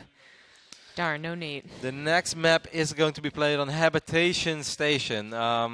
I can't lie, I was a little bit disappointed to see the game end like this, because Neeb vs Scarlet in my mind is one of the best games we're going to see today. But obviously, sometimes you need a little bit of luck to see the games actually play out the way you want it to be. I mean, we want to see skirmishes, 4-base madness, 5 bases, crazy transitions and stuff like that. Can't have it all, but hopefully Habitation Station will deliver. It's a map that could potentially deliver, but it's obviously, we said it before, it can be a very tricky map as well. Yeah, I wouldn't be too surprised something else, not quite the same, not the Baneling and then a Baneling counterattack, but I wouldn't be surprised if she threw out a proxy hatch. Scarlet, I mean, especially considering the games we saw from her, yesterday or the day before, she was playing quite cheeky, She's kind of was I was going to do some stuff, it's late in Korea, and I just wanted to do whatever, and it actually ended up working, and I wouldn't be surprised if she thought that was going to work against Neeb. Scarlet, her games against Korea were just so fantastic to watch because it wasn't all standard. She was hitting timings that were not supposed to necessarily work, but because they're not supposed to work, they actually worked so incredibly well. It wasn't an early game all-in, but it definitely wasn't straight-up macro. And then the first attack, it was all kind of in between, and it just threw everything that we kind of know about Starcraft and in particular matchups off, which was really fun to watch.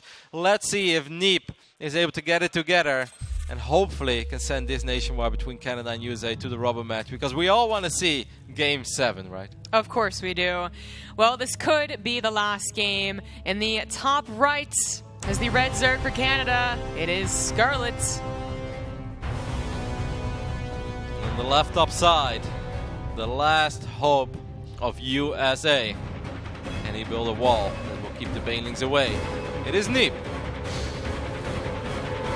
Make Scarlet her banelings pay for it. Yeah, right?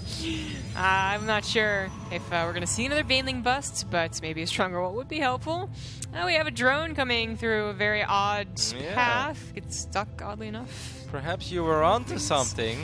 Yeah, maybe. Of course, Neeb had a very early scout himself. I think he can definitely anticipate something like this. But it's still tricky though, because now as a Protoss you see the drone in natural, that gives you the idea like, it's just going to be a spawning pool opening, right? I don't have to worry about anything too weird, and there are multiple places where Zerg could expand here as well. They can take the gold, they can just take the expand a little bit further towards the south side. Instead, Scarlet is going to drop the hatchery in the natural of Neep. Taking a page out of Bly's playbook over here. Yeah, right? I mean, if Neeb just pulls the probes here, we'll be able to cancel it, but it's a lot of lost mining time as well. She could get a whole trick, put an evolution chamber down as well. I forget which series it was where we saw someone do. Was it Bly? Yeah, it was Bly against Neeb a couple times. Yeah, exactly. And actually, it's really funny. The dynamic between these three players, like Bly, Scarlet, and Neeb, is always so funny because Scarlet takes a lot of pages out of Bly as being teammates, but then Neeb and Scarlet are like pretty good friends and always talking to each other. And there's a lot of like mental stuff here, but it is just going to be, of course, her taking another expansion back at home, so being blocked. Yeah, this is still always interesting to look at though, because right now basically Neep is mining with only 16 workers, which is decent, but it's not a dream because he's also mining a little bit of gas. At the same time, with the one Zealot, you do have quite a bit of additional DPS, but you can see it wasn't easy at all for Neep to clean this up. So this Nexus is going to be quite late. However, the plus side of this is that Neep already has 2 gateways now, can perhaps chrono boost out or at least try to get out 2 adepts as quickly as possible, and Zergling speed is going to be a lot later on the other side of the map. Don't tell me this Cybercore is blocking the Nexus. No. Right. No. This would happen to me, but it should not happen to Neep. It's close, but no, right? It's not actually. The hatchery was there, so it would block the base. That's very clever, Kevin. Kevin. He's on point. Go back to observing. We've got a smart. Yeah, he's wearing a smart fence today. Yeah, yeah. The gateway warp gate has already started as well, and I mean, there's potential for the adepts to do some damage. They run across the map right now, but they're not even running across the map. It's close. I would have totally blocked my own Nexus. I'm just going to put it out there. I'm surprised that Neep didn't send his first 2 adepts across the map. I really thought that there would be some potential for him to do some damage. Obviously, it's very easy to micro adepts against slow Zerglings. Also because the hatchery that's further south finished up first for Scarlet. That one is going to be a little bit more exposed. So there is a chance that these adepts could have potentially picked off a drone or 2, at least forced drones to stop mining. But we didn't see any of that. Yeah. I really think that, Scarlet has already taken one game in a very abrupt fashion and then did the proxy hatch, the block hatch, to really get into his head. Neeb was a player certainly like 6 months ago who would very easily get to mentally and stable basically in a game. He's kind of worked on that, and it doesn't happen as much. It's much better from getting back from a tilt, but these adepts are a little too exposed. The Zealots will be able to save at least one adept, but one adept does fall. But it wasn't for free. A couple of links did fall. Stargate is going to be the follow-up for Neep. This doesn't necessarily mean it's going to be a double Stargate. We'll see where Neep decides to take this. But Neep decided to wait with the Zealots, but I always feel if you just give Zerg that extra minute, they will always have access to a few extra Zerglings. Speed will finish up. One drone does fall. I believe the Baning Nest did get scouted by that adept. Oh, cancelled. It's scouted the... Well, that was super weird. Yeah, it's hard. Looks like it scouted the cancel, but then they didn't. Well, it's an evolution chamber now. I think that was just a bug. There's no way that the cancel gets scouted. That's so weird. So the evolution chamber goes down actually now. So yeah, Scarlet will try and poke and see what is at the front lines. Sentry will be available if you really want to commit. This is actually very nice by Scarlet because she's showing a lot of Zerglings, and Neeb obviously saw a Baneling Nest. So if you're Neeb right now, you may be inclined to wipe in another sentry. There was already one defensive sentry. This Overlord could obviously morph into a Drop Lord after that evolution chamber has finished up, but I think the Mothership Core will scout it, so that's actually very nice. Something that's very popular on this map as well is the multi-prong Drop a Lord Baneling harass. I think if you don't have a Stargate, it's incredibly difficult to deal with on Habitation Station. Yeah. Maybe that's why we saw that single Stargate, so just one Phoenix could shut this down after the Oracle. Obviously, Neeb knows about it and has units in position, but there's nothing actually stopping her right now from actually just keeping them in the Overlord unless the Phoenix did pop out. And Avoider is going to be following up the Oracle, actually. That works as well. Avoider could obviously help out a lot against potential Roach, Ravager, Link, Flood. This Oracle finds a pretty exposed mineral line, and there's only a single Queen, so 6, 7 drones. Well, no, it's 5. Should be possible, and 5 drones is still very nice for a single Oracle. Yeah, it's going to go back and maybe try and just scout a little bit. I guess I predicted the Queen would be out of position. Wow. Seeing it, so it gets 2, 3. Oh my god, that's massive. 3 more. Nice. Yeah. Very nice. I don't know if it scouted quite the Roach Warren is a little bit farther back there, but now the Spore Crawler's on the way, of course. It did scout the Roach Warren as well. And Neve is going to add on that second Stargate while taking his third base. And this time it's actually, he's going up to 3 bases before he warped in that Stargate. Also, it was really weird to see him go double Stargate and a Fleet Beacon before warping in the third Nexus. That's definitely not common at all. Yeah. Now we do see that Fleet Beacon again being warped in very, very quickly. Perhaps Neep was watching Zest earlier. And he's like, super fast carriers. For some reason, we haven't seen it that much lately. You know, I was so confused when I was casting the games at the introductory Masters Gyeonggi, and we saw stats multiple times trying to go into carriers. But then whenever they had 3 carriers, they stopped. And I was like, no, like, you know, carriers are awesome. If you have like 6 or 7 or 8, that's when they truly just wipe out everything that's on the ground. But just 3 carriers, you know, the interceptors can die, they can get picked off. It was really cool to see Zestus actually holding down that carrier button the way I think you're supposed to do it, and just make a lot more, and that's when you can truly see the carrier shine. Yeah, it went up to 8. I mean, Neeb was, at the time that everyone basically was going carriers, Neeb was also going carriers, on like, especially like on Vani. So he's not like inexperienced with this, and we know that Scarlet has had some trouble against it before too. She's actually had a couple of games where she's had some strong games, like she scouts it very early and prepares for it, but... Look at the queen count. It's already quite high, and 3 more queens are in production. It's 6 queens now, 9 queens. Scarlet is just going to march these queens across the map, I think. Queens obviously not the dream against carriers, but in very low numbers, they can absolutely pick the interceptors off. They can transfuse each other, and there is a very good chance that Scarlet is going to hit a very gnarly timing here that's going to be so tough to deal with for Neeb. Because if you look at Neeb's ground army, like what is that? I mean, there's no real upgrades in this army either. It's just a couple of sentries, 5 adepts without resonating glaives. There's almost no DPS in this army. This one Void Ray is going to be very important as well. Neeb needs to save it. This is hard. I like this decision a lot by Scarlet. Yeah, I'm glad the Void Ray went out and poked actually and saw the army was right there, because he had more time to make Banelings without any knowledge whatsoever from Neeb. That could have been really bad news. Of course, giving up that third base is probably pretty smart. He at least saves the probes. Force fields can buy time in that ramp for a little bit, but of course if Ravages exist now in Legacy of the Void. Yeah, the Mothership was morphing, but Neeb realizing that he really needs some Photon Overcharge here. Some good force fields so far, another set of force fields. Look at these 2 pylons. They pushed out a lot of DPS. That's really going to make things perhaps possible for Neeb. Without that, it would have been straightly impossible. The Mothership core does fall.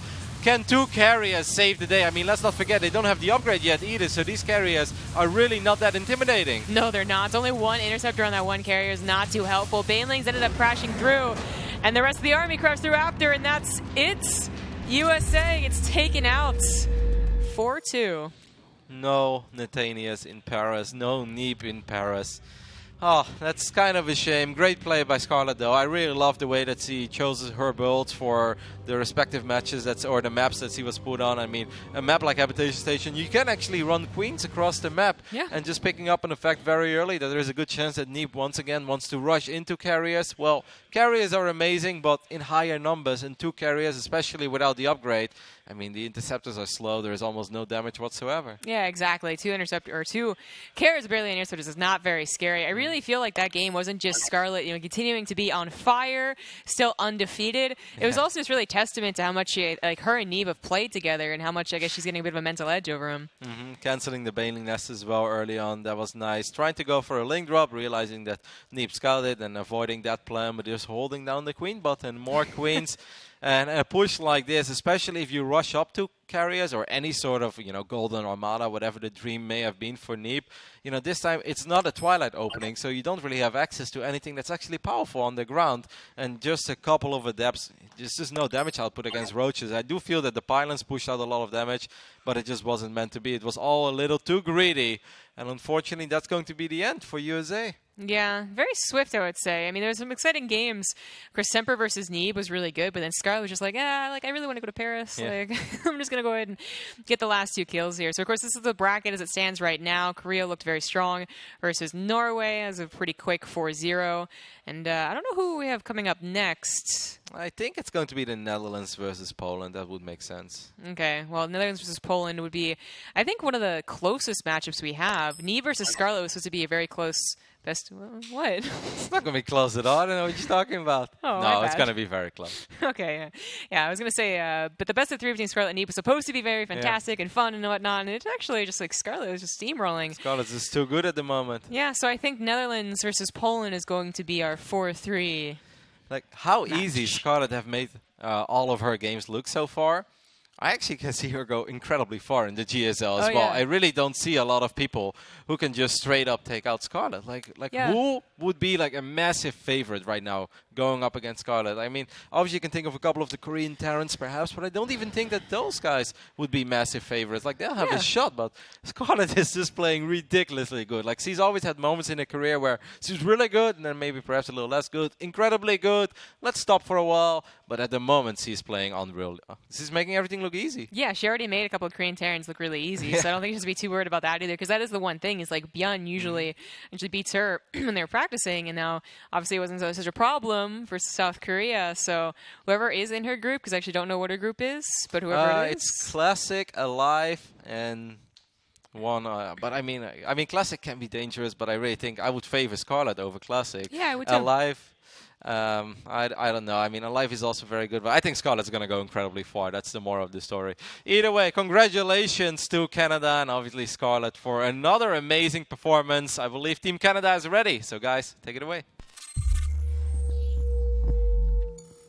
Thank you so much, Roddy and Zombie. Obviously, what a really great game we had. Like, super tight until the best of 3 that we were, looking for between Neeb and Scarlet really happened. And then a pretty easy 2-0 for Scarlet, and Canada will be in the round of 4 of Nation Wars, and we have Team Canada on the line. Guys, are you here? This maple syrup, it tastes... Okay. That's disgusting. Why did you do this? One shot. The whole bottle. This looks terrible. Are you really going to drink the entire bottle? Do the full glass. No. How could you not drink a full glass? It's not fair. All right. You did well. You did well, no regrets. Actually winning games and now drinking some maple syrup. Liquid waffles. It's just, gross. What was harder, drinking this syrup or beating Nathanias? They were actually both equally tasty. And sweet. So would you compare Nathanias to a waffle or something? Or like how does it work exactly? Like, you know when you put syrup on your waffle and then it gets really soggy, like you left it out for a couple days? That was like Nathanias. He's just falling apart and it's all crumbly and it's just dripping everywhere and you're like, what am I supposed to do with it? How do I even eat it anymore? Okay. That was after my Lingbane. Semper, I got a question for you. You had a very close game against Zest. Yeah. Hey, what's up, Tempo? You had a very close game against Zest. We thought you were doing really well. Were you surprised against Neeb? Sorry. Neeb. Were you surprised by the way he was able to come back somehow? Because you had like so much more supply at some point, but he just like his Stalker and Disruptor Micro in particular was perfect against that push that you had going. Yeah, I was very surprised. I think I forgot my upgrades, and he had 3-3 versus 2-1 at some point, and that's why I kept losing battles. And then all it takes is one bad decision to lose the game, and I made like 3 in a row after many pretty good decisions. I think I should have just kept doom trapping instead of attacking at the front. But yeah, it was just my fault for losing that game. I don't know. I felt really bad, but It's okay. It was an amazing game. It was a great game, and I guess like in general, your PVT is TVP I should say is in a really really great spot these days. Like, do you feel like you really progressed or improved your play in general in TVP or in any matchup whatsoever? Yeah, I think PvP might be my best matchup right now. I don't really know how. I think it's just the new patch. It's like I open up with Domain Trap and then go Mass Slaves at range, and it seems to work pretty well. So, yeah, I think it's my best matchup. All right. Okay, thank you. Scarlett, is your ZVP just incredible, or is it just your ZV nib that allowed you to win so easily and secure your spot for the finals? I think just against Neeb. I really don't like the matchup right now. But I know Neeb is weak to cheese, so I always cheese him and it always works. What about your shape in general? Like, it's quite incredible. I don't think there's too many players that, took a long break, even said that they were thinking about playing other games. I think you became like a Dota player or something for some time, and then now you've come back and you're playing incredible. You qualified for GSL. No other non-Korean, I believe, had ever achieved that before. Straight for Codes. So, like, what's going on with you? Why are you playing so good? I think it's just being back in Korea. For some players, like, it doesn't really matter where they practice. Like Neeb, he can get good playing anywhere. But I feel like I don't really think very much when I practice. I mean, let's be real. Yeah. All right. I've been playing a lot of Starcraft since I got back here, and it's helped quite a bit. So now you're in the round of 4 of Nation Wars. You will also have your group in GSL that will be coming up. Like, how far do you think you can go in either GSL or Nation Wars at the same time? Do you think you can go far? Yeah, I think we've already beat the hardest team in Nation Wars, which was Korea. So, like, I don't really feel worried unless we have to play them again, but my ZVT is, like, really good right now. Mm-hmm. So even then, I think we have a shot of winning the whole tournament. For GSL, I don't know. I think I'll get round of 16, then we'll see my group. Okay. What about you guys, No Regret and Semper? Like, I think you both showed good games today, but, like, the competition keeps on getting stronger, and from the round of 4, it's going to be the case as well. Do you guys plan on practicing extra for the offline finals? Because it's going to be a long travel, and if you lose just one map and then go out of the tournament, I'm sure you will be very sad. Yeah, well, I'm going back to school on Monday, so it's going to be hard for me to practice more, but I'll try my best. I mean, I can practice maybe 2 to 3 hours a day, so I'm hoping that's enough to maybe take a game or two. And Scarlett's going to carry anyway, so I'm not worried. Yeah, we're gonna make some builds up for both her Zerg and Protoss, so I think we're gonna be pretty set on. Yeah, I haven't lost a game yet, so we haven't seen my Protoss yet. If we ever revive me, I'll play Protoss. We'll see. We're gonna do some coaching stuffs. What about your games? No Regret. Yeah. Well, my idea is to throw them off. I'm more like the jester, like in Mafia. So actually, I want to talk about this. So I don't usually find games stressful, right? I really don't. I don't normally find games stressful. Mm-hmm. But my game against Nathanius was for some reason stressful. And I'm wondering if that's how other people feel. Like, they're like, I'm okay with losing to Zest or Innovation, but I don't want to be the guy who loses to No Regret, So I'm feeling that I put on pressure that's unseen, People can't prepare for my kind of pressure. Most people are preparing for, this guy's really good. That's why I'm scared. It's more like, this guy's really dumb. That's why I'm scared. That's the kind of game I bring to the table. Okay. Yeah, I totally get you. I think Nathanius might have been a little bit scared of you, and especially after the game actually reached the 10-minute mark. I think everything went crazy from that point, right? Nobody knows what to expect of you. Right. Well, I guess that sums up a little bit the interview. You guys have been amazing. Congratulations once again. That was a really great performance. And Canada in a round of 4. Sounds pretty good. If you guys have some shout-outs, go ahead. If you want to say thanks to someone in particular for practicing, or I don't know, anything. Scarlett, if you want to thank me for organizing so many things in Korea you didn't come to, or even apologize, it's fine. I'm just joking. And I wasn't going to go to Lottie World anyway, so okay. Okay, good to know. It's not because you organized. That you led me on. It's okay. Go ahead. I never said I was going to Lottie World. Shout out, guys. Anyways. Scarlett, get us started. Thanks, of course, to Bly. I was talking with him a lot before my matches. The hatchbox is actually from him. So thanks to Bly. Obviously. I couldn't have done it without you. And thanks to No Regret for choosing some players to make it a bit easier for me, not having to play puck. Semper, do you want to add something? Thanks to my team, Root Gaming, and thanks for my team, Team Canada, for carrying. Anything in French, considering you're from Quebec? Merci d'avoir écouté nos games, puis on se voit dans le round of 4. Puis on va gagner pour la France et le Canada aussi. Thank you. No regrets? Want to add A couple something? shout-outs. Firstly, I would like to shout out Sasha for She's killing right there. Alex. Yeah, thank you, Sasha. That's great. Thanks for killing Korea too. That also was good. I would like to thank my team, which is Nerd Street or North 3rd Street, which is also or North 3rd Street Gamers, which is also actually running Cheeseadelphia, which is where Emperor's playing from right now. So I'd like to shout that out. If you guys have like time between games of Nation Wars, you can check their stream out. I mean, they're doing games all day. Yeah, thanks guys. Cool. Thank you so much. And I'll bring my maple syrup to Paris. yeah, definitely do that. We'll have a shot together. Okay. Good job, and yeah, see you in Paris, guys. Yeah, see ya. Thank you. See you. What a happy bunch. Yeah, what a great team when you think about it. Like, you know, they all serve a purpose. You know, you've got Sasha that can carry anything and will, you know, beat any team that will go on our way. But at the same time, you've got the happy no regret that can cheese out people, and Semper playing amazingly well. Yeah, they kind of. It's like a complete lineup. It feels like, you know, they all have a purpose and a job, and I think they did it pretty well. Even Semper, even though he lost, he put up a good fight. Maybe he made Nib tired a little bit. You know, who knows? So congratulations to them, and really looking forward to watching their games in the round of 4.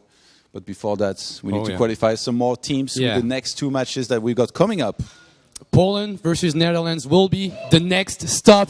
Roddy is already screaming and, you know, getting excited before his team will actually be able to play. We will go into a quick commercial break, and when we come back, it is the 3rd quarterfinals of Nation Wars 4. Thank you so much for watching. We will see you in a couple of minutes.